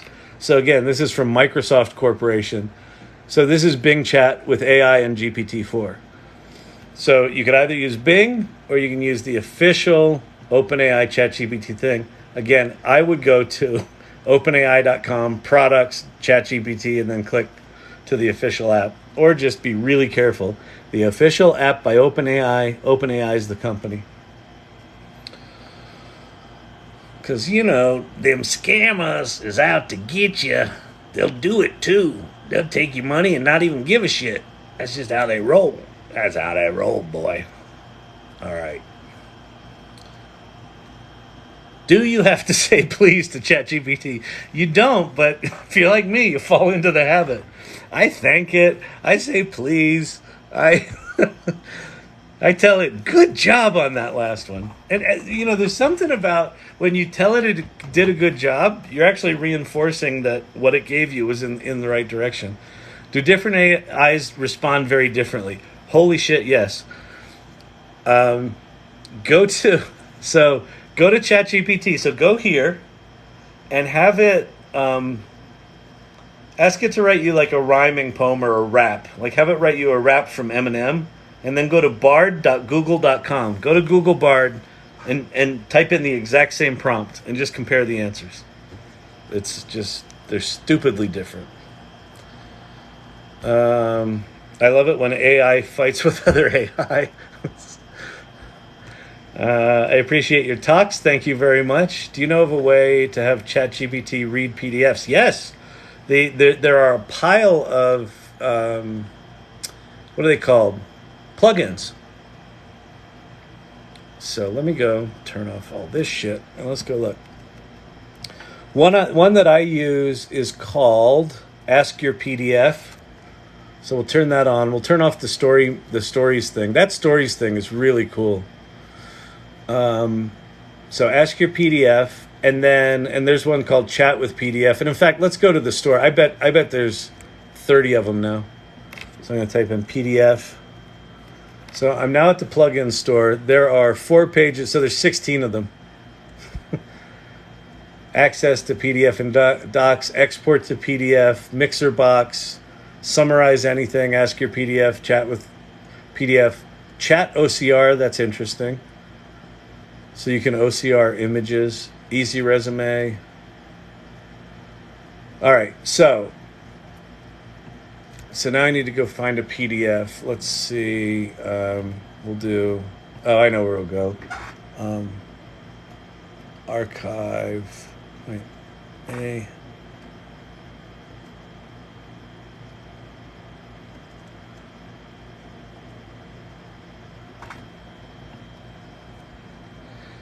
So we'll go to archive. So this is a site full of white papers, AI, image processing.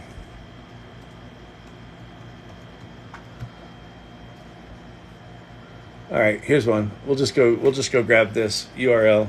So this is a white paper. I'm gonna do copy.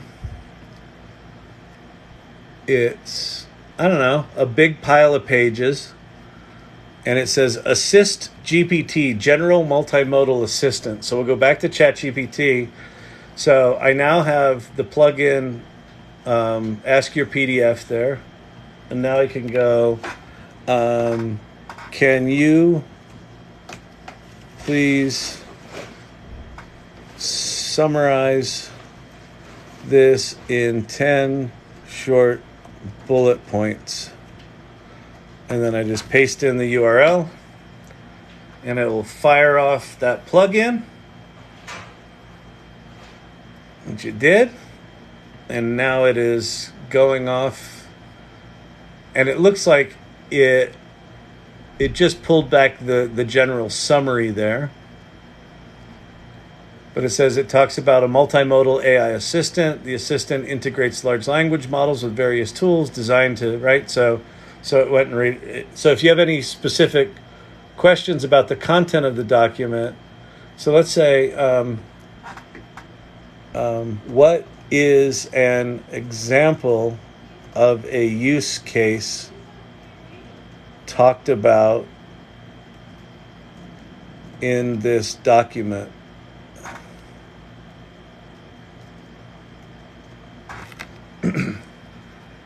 It should fire it off again, and it might dig a little deeper because I just asked for the summary. Yeah, it dug a little bit deeper here. Provide several use cases. Question: What item on the desk could help with a cold? Question: What activity does the cat appear most likely to do? So it's giving me very, very specific use cases that it found within the document. So there you go. PDF-orama.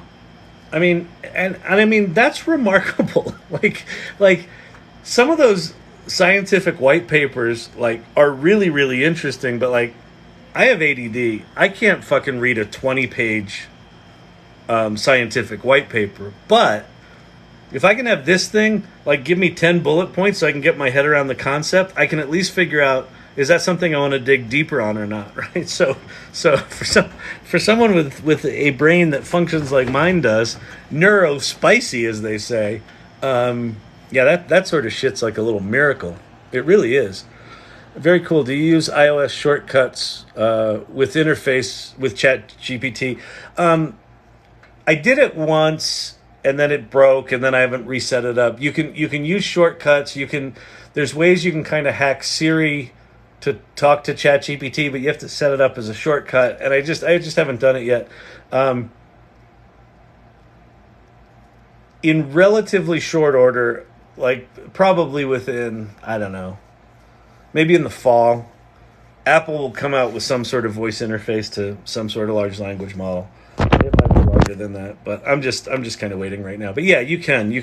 There's YouTube videos on people that you can talk with ChatGPT and with your voice with Siri and da da da da da.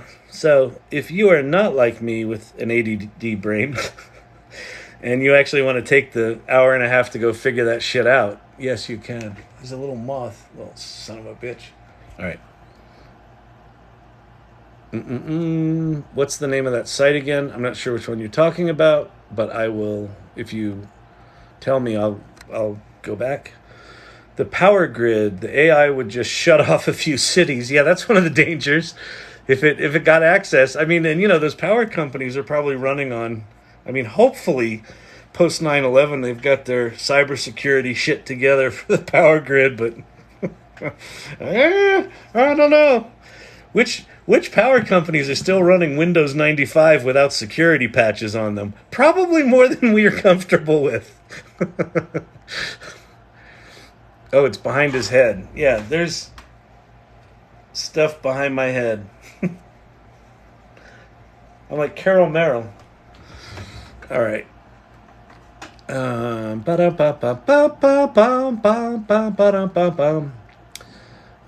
All right. I love how creative you are. Thank you very much. Dude, skip typing class. Dude, come up with more creative trolls than that. That's so lame. All right, I can't. Yeah, you got me. I wasn't great at that typing. Good Lord. You know how hard it is? I've got... My computer is up at eye level. My laptop's at eye level. I'm typing like this, for one thing. Plus I can't type. Plus I'm typing live. So I'm sure you never make mistakes, right? Good Lord. What app is that? I'm not sure which one I was using. I gave it a list of ingredients I had for dinner, and then had it give me 100 options of different cuisines. Fucking awesome. And then have it give you a shopping list, and then have it organize the shopping list by section of the grocery store. That one for me is the biggest one. Give me a big long list of shit to go buy, and then organize it by section of the grocery store. Because that's always my pet peeve is like, I'm always at the end of the grocery store and then there's that one item that was all the way back at the beginning. You're like, fuck! Never again. Can you make a Markov blanket with Wolfram? Probably. I don't know what a Markov blanket is, but let's go ask ChatGPT. Let me make an ass of myself. So not only will I make an ass of myself typing, I'm going to make an ass of myself because I have a degree in acting, not in mathematics. Dear ChatGPT, can you tell an actor what a Markov blanket is? Certainly, it's a field of probabilistic graphical models. A Markov blanket refers to a set of variables when known, provide a complete probabilistic determination of the target variable. In simpler terms, the Markov blanket of variable contains all the other variables directly influenced or are directly influenced by that variable, while excluding any other variable. Seems perfectly logical to me. I'm going to say, can you explain it so that even an actor can understand it?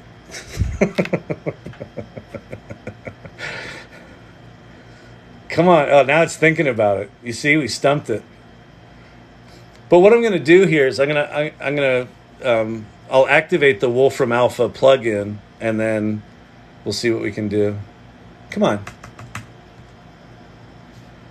Stop generating, regenerate response.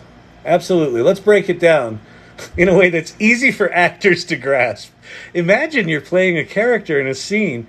Your character is like the central person in a web of connections. These connections involve other characters, the environment, the events happening around you. The Markov blanket is like a protective boundary around you, including only the things that directly affect your character and are affected by your character. That's a perfect explanation for an actor, because all an actor really cares about is themselves. So this puts it in completely their context. Okay, great. So now let's go to GPT-4 plugins. We're going to turn off Ask Your PDF. We're going to turn on Wolfram Alpha. And then I know so little about this that I don't even know how to write this prompt in a way that'll get us an answer. But I'm going to say, can you please give me an example set of data for a Markov blanket, and then I don't know, fill in the formula to demonstrate. That might not even be the way to ask that, but who gives a shit? Let's see if it'll do it. Sure, let's start out by defining what a Markov blanket is. In a Bayesian network, it's a node with a set of nodes. A is a parent of B and C, B is a parent of D, C is a parent of D and E. In the case with the Markov blanket, now let's say the following probabilities. All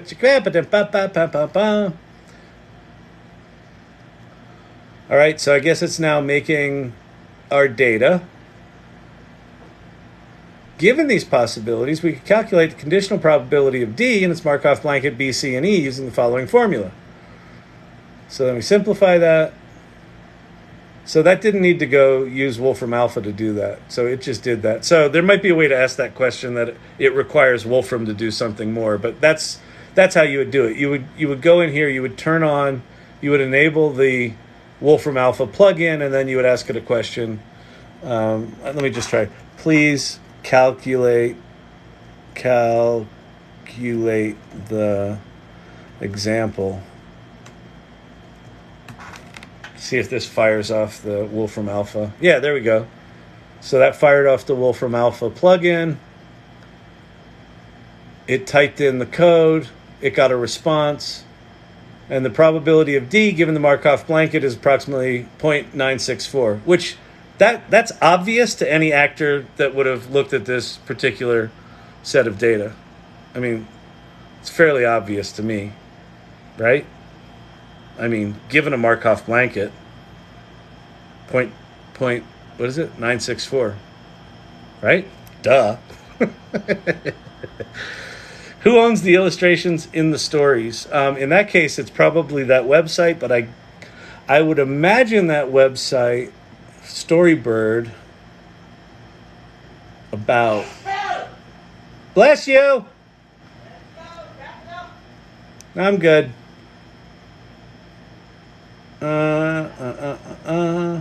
This is a brand new company, so I bet they don't have their legal shit together. You probably own it, is my guess.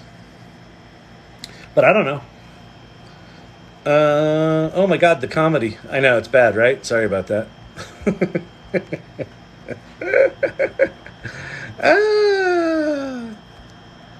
All right. I got lost. The TikTok just bounced me to the bottom again. Do I own any AI coin? Do you like any AI coins? Well,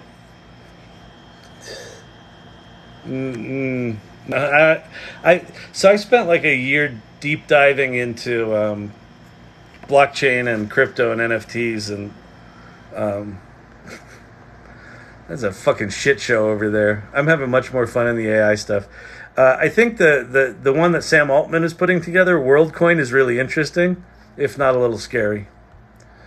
WorldCoin, by the way, is if you don't know what WorldCoin is, so Sam Altman, they've developed this orb kind of thing. It's like the size of like a baseball or a softball, and it's got a hole in it, and you put it over your eye, and it scans your iris, and it verifies that you're human. And if it verifies that you're human, it sends you a bunch of WorldCoin tokens. So that you're going to have a currency that is a currency that verifies that you're human. Now, is that creepy as fuck? Absolutely. Is it also going to be really, really, really incredibly important that we have tokenized verification of human beings and authenticity of news pieces and content and videos? Yes. Why is it going to be important? Because watch the 2024 presidential election in the United States and tell me in 2025 if you don't think we need that shit. So I think it's really smart that Sam Altman is putting that together. Whether or not that's the right solution, I don't know, but we need some authenticity verification pronto. We don't know it yet, but the 2024 election is going to make it painfully obvious that the 2016 and 2020 elections were like child's play when it came to misinformation. I just know we're going to see this. What do you mean the candidate was French kissing a gorilla in the Cincinnati Zoo? Really? Yeah, well, there's video of it. Really? Ah, is that real? That's coming. 2 nights before the election. You watch. I lost my place here. I'm trying to go back and figure out where I was.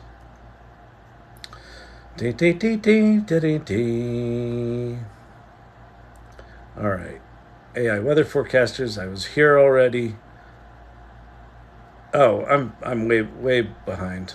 Hang on. Wait for me. What'd you do tonight? I watched some old guy scrolling through TikTok. It's pretty interesting.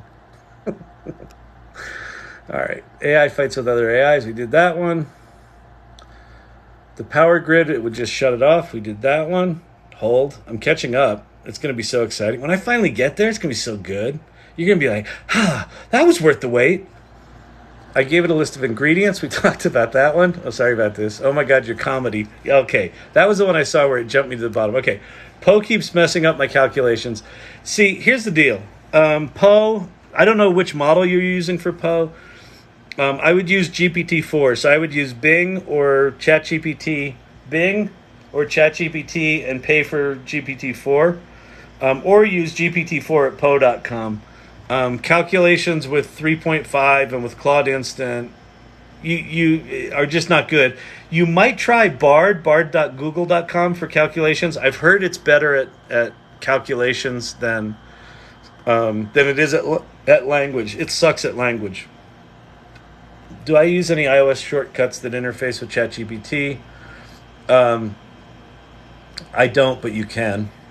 Just go watch YouTube videos on that. Really enjoyed plugging my screenplay into Claude 100K today. It was very enlightening. Oh, that's super cool. Yeah, I haven't done that with any of my screenplays. I took a partial screenplay with ChatGPT, and I had it finish the outline for me. I'd written 2 scenes and like 3/4 of an outline. I had it finish the outline, and then I had it write a 3rd scene, which the first crack at it sucked. But then after like 3 iterations, it got to somewhere. All right, how do you get the plugin marketplace? You have to pay for, you go to chat.openai.com, you pay for ChatGPT Plus, and then in your settings, you enable the beta features and turn on plugins. That's how you get there. Exactly like I did algebra in high school, but couldn't explain how I did it. Yep, exactly. I see please and thank you also. Yeah, you got to be nice to your robots. What's the basic thing ChatGPT does that you really like? Great question. It has erased writer's block. 1,000%. All I have to have is kind of a vapor of an idea, and within 30 seconds, I've got it realized in some form, whether I know if it's a good idea or not. Like, I don't get stuck in that, well, I'd have to open up Word, and then I'd have to write an outline, and then I'd have to... Like, if you ever done anything creative... sorry, moth. Damn it. Missed him. What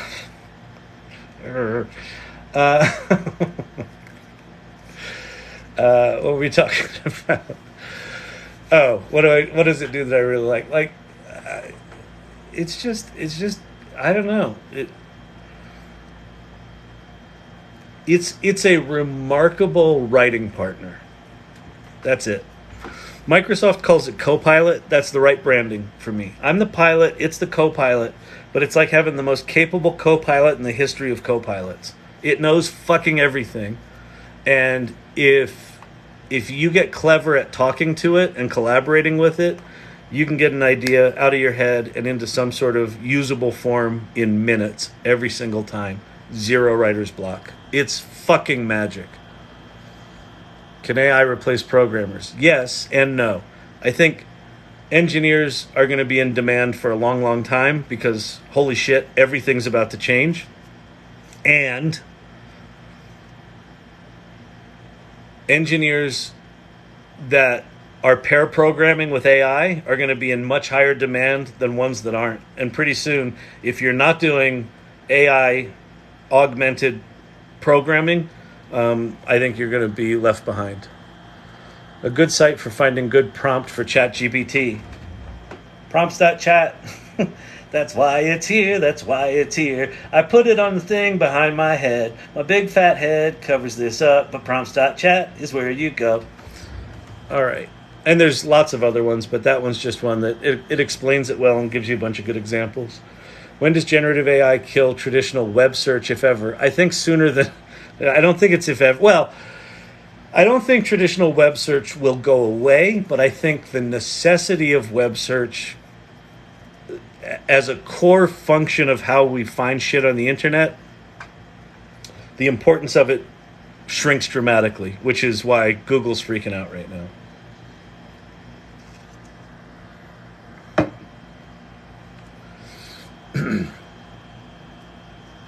Have you ever used it? Wait, I have used it for so much already. It's pretty amazing. I only use the free version. I'm telling you, if you just use the free version of ChatGPT, chat.openai.com, just use the free version, ChatGPT 3.5. I sincerely feel this way. I could spend the next decade trying to figure out all of the things that makes possible. It's that powerful. It's fucking insane.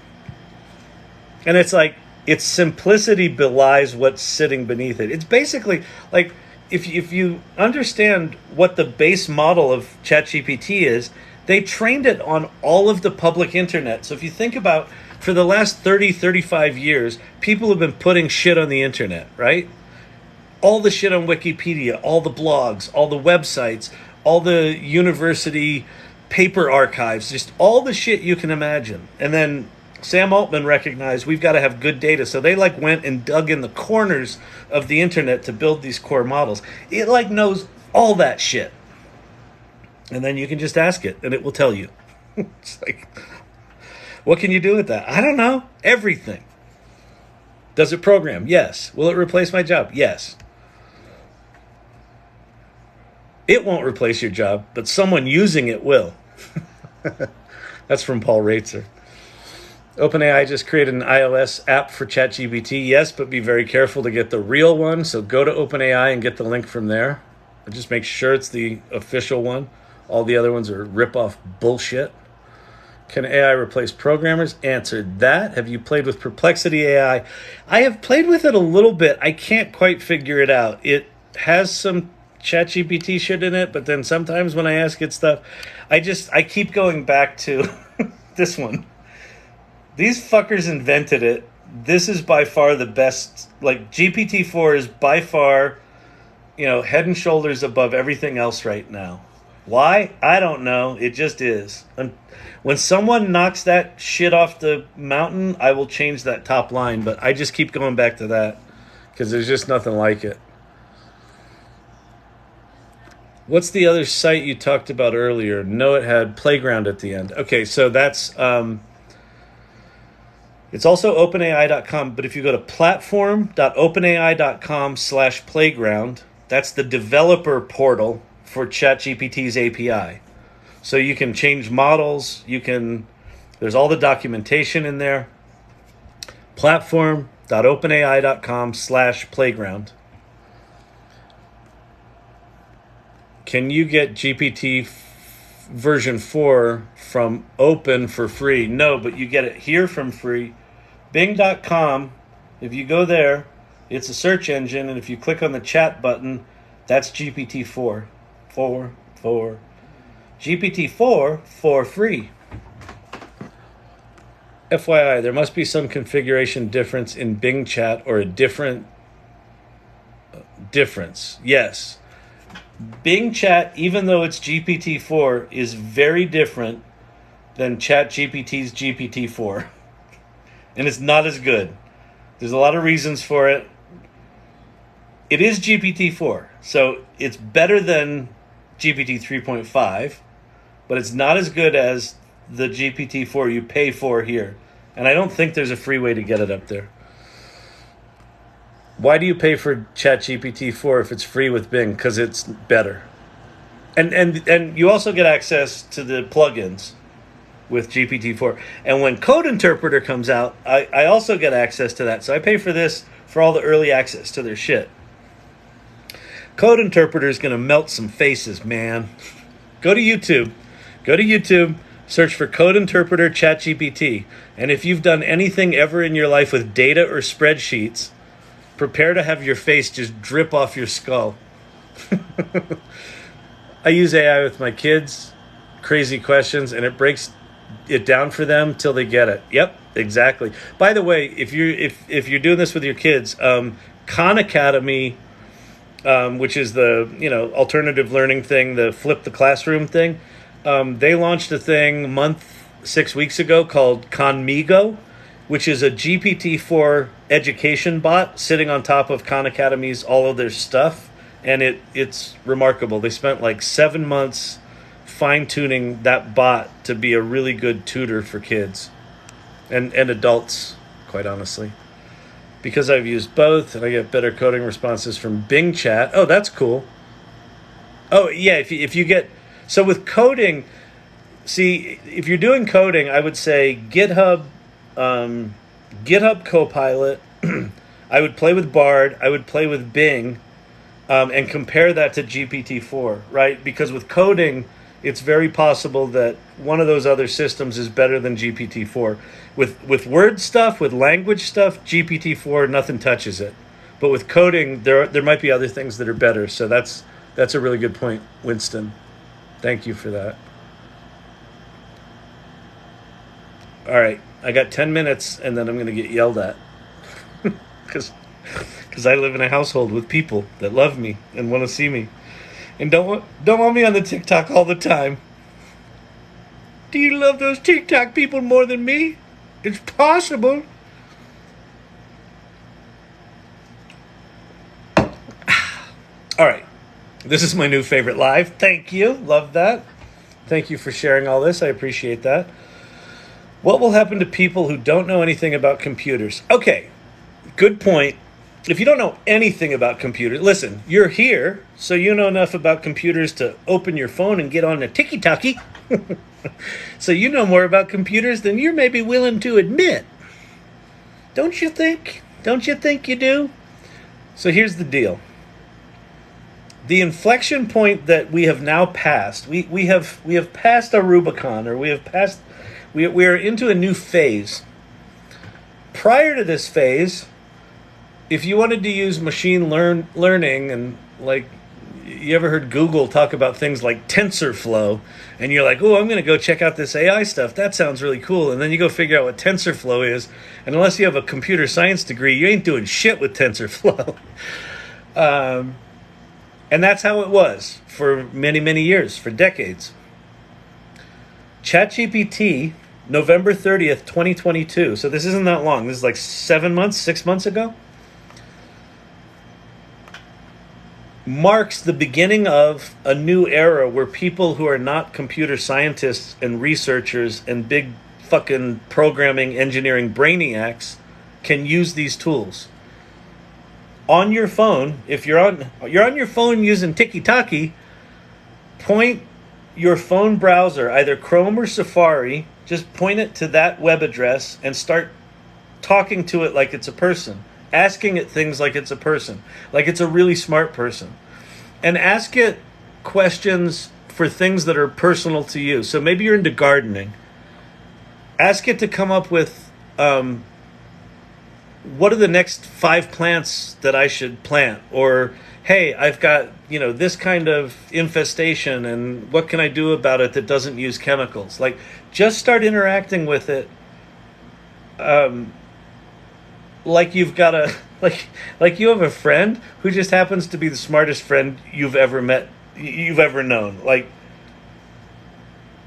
don't worry about the fact that you don't know computers. Take what you're passionate about, what you know, and start solving problems using that, the free version of that. That skill over the next 2 years is going to be incredibly valuable. People that don't do that are going to be at a massive disadvantage. So just go play. Just go play. That's why I do this every night, is I come here to inspire people like you to just fire up your browser, point it at that, and start asking it to write you a poem. Have it write you a song for your significant other, or a poem about your pet. And then just sit there with your mouth open and go, it can do that? Yep. And then have it write you a dinner plan for the week. And then say, I've only got 3 ingredients in my fridge. What can I make from this? Out it'll come. What other things do I need to buy? Here's your list. A good site for finding good prompts. Prompts.chat, chat.prompts. And there's probably other ones, but that's a document that I know is valuable and not a waste of your time. There are a lot of prompting sites that are a waste of your time. The people who don't know can still learn quickly with iBoys. I don't know what iBoys. Oh, AI bots. The iBoys. You can learn quick with the iBoys. Where is that app found? Which app? I don't know which app. What's the down payment? Not sure what that's about. A good site for finding good prompts. We just showed that. Have you fed it any declassified FBI files like DB Cooper? I haven't, but I bet it'd be good at that shit. All right, I got 6 minutes, then I gotta go. Let's go play with ChatGPT connected to the internet and see what we can find on DB Cooper. Some of its safety stuff, it might call it a conspiracy theory and not let us play. But okay, so I'm at GPT-4. I'm going with browse with Bing. So I'm like, okay. What is the latest theory on who DB Cooper is and where the fucking money is? It probably doesn't like the fact I swore. Jesus. Sweared. I don't know what was on there, and he sweared with these bad words. He talked fast, and he had a lot of bad words, and he seemed like a bit of a dum-dum, but then he seemed like he was kind of smart, but he was more like a dum-dum. He sweared a lot. He sweared a lot. And he said he was drinking iced coffee, but I'm pretty sure it was Long Island iced tea. So what this is doing right now, it's off searching the internet. I mean, this is one of the cool things. Like when you like flip these little things open, it went to whatever that site is. Then it went to The Guardian. Then it went to some other site. Oh, The Guardian. Click failed. Click failed. So it's trying. It's trying and failing. Searched Bing, DB Cooper, ransom money discovery. Scientists uncover new minuscule clues on DB Cooper. So it's searching. It's searching. How exciting is this? I don't know. He seemed like a dum-dum. As of recent developments, Eric Eulis, a true crime investigator who organizes an annual event called CooperCon, has identified a new person of interest. Vince Peterson was an employee at Crucible Steel. All right, where's the money? Regarding the money, in 1980, a young boy found $6,000 of the ransom money while camping with his family on Tenna Bar, a sandbar in the Columbia River. The only ransom money ever recovered from the D.B. Cooper case. Recently, amateur scientist Tom Kay had examined this money and identified diatoms, tiny deposits of algae on it. He believes that the diatoms indicate that the money ended up in the river months after Cooper's jump, contradicting the FBI's original theory. Ba-ba-dum-ba-dum. So anyway, yeah, it does that. It does it quite well. Now, was all that true? I don't know. But you can, like, it includes sources. Doesn't it include sources? Yeah, it includes sources. So I can actually go look at the sources where it pulled those answers from. So pretty dang slick, ain't it? I'll tell you what, this here AI stuff, it's pretty magical. Where is DB Cooper? What was that Twitter account where you talk about AI? Okay, hold, please. Dun, dun, dun, dun, dun. So this is the AI Salon. So that's a community that I started. We meet every other week. Our next meeting's tomorrow night, and we have a Discord server you can play on. And then this, if you go to Twitter and go to Everyday AI News, that's my newsletter. And we also do Twitter threads on interesting stories there. So you can go learn shit there, and you can sign up for our newsletter there. It's all free. It's all free. At some point, we're going to monetize it, but right now, it's out of the good of our hearts. Not really. We'll monetize it at some point when it makes sense, but right now it's free. Like, I'm just, like, the reason this TikTok channel exists, I'm just trying to process what I'm learning and get it out of my head and then inspire other people to do the same. I think it's really important. If you learn this stuff, if you get curious about it like I'm encouraging you to, the other thing that I would encourage you to do is share what you're learning.